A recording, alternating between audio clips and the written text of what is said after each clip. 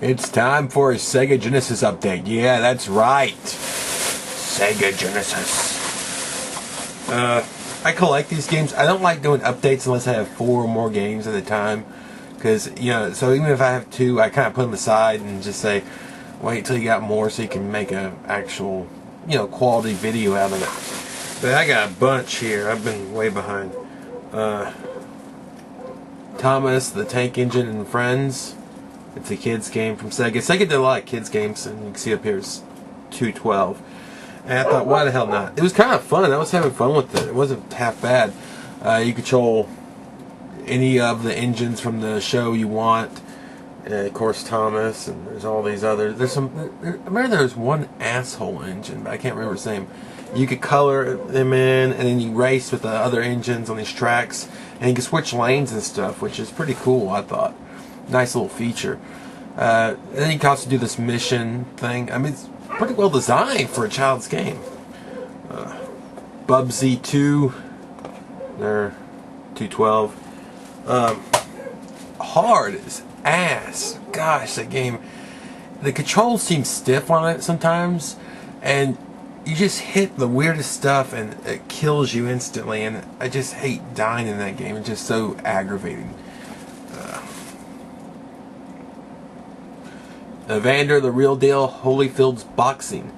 Now it's funny, I got 2 boxing games in here. This one I like slightly better because it's more technical, even though it kicks my ass because that was 252 for some reason. It was more than the other ones, which were 212 at the same.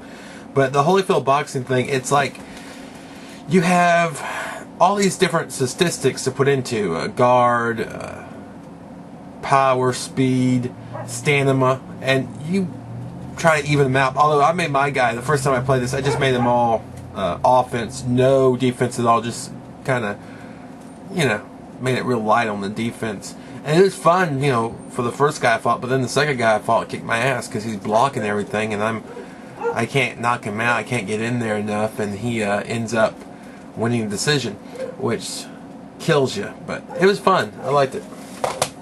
I don't think it has any other boxers in there. I mean, I didn't notice any. Yeah, and the view of it is just like from the waist up, and you're just coming at him with your arms. So that's pretty good. I mean, that works on the Sega Genesis. Oh, 688 attack sub. I popped this in and tried to play some, but it was real brutal. It was just real boring. Not a lot of fun to it.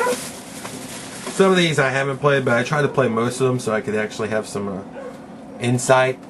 This is James Buster Douglas Boxing. That one-hit wonder. Got a Tyson. He got his own game out of it. Gotta give him respect for milking it. This game's pretty interesting. You give a full view of the boxers, and it's pretty much a button masher for me.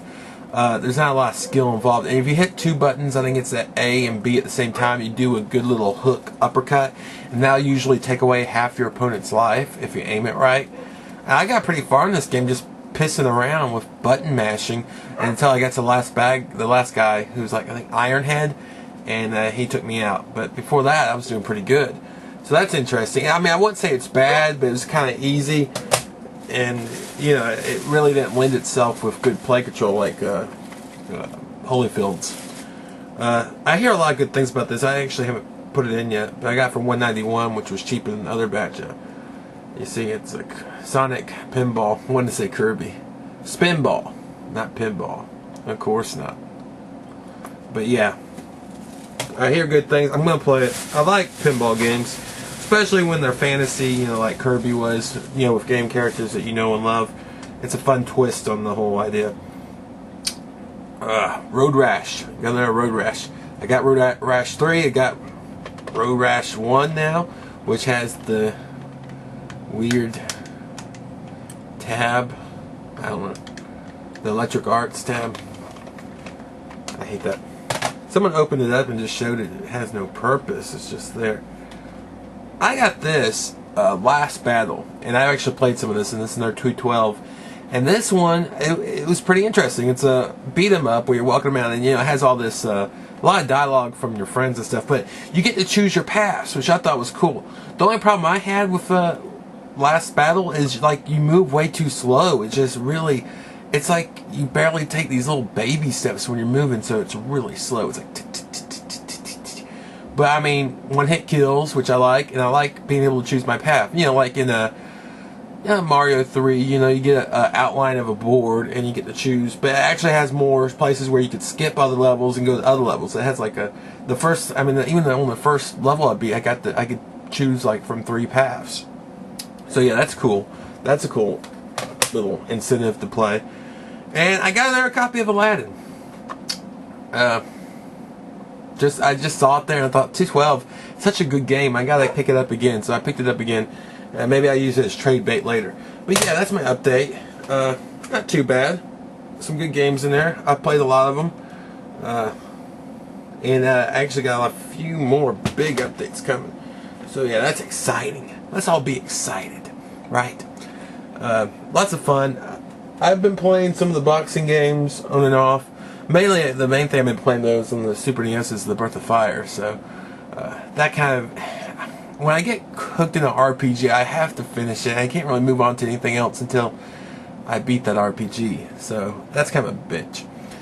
But anyway, good little update for the Genesis. A lot more coming. A lot more.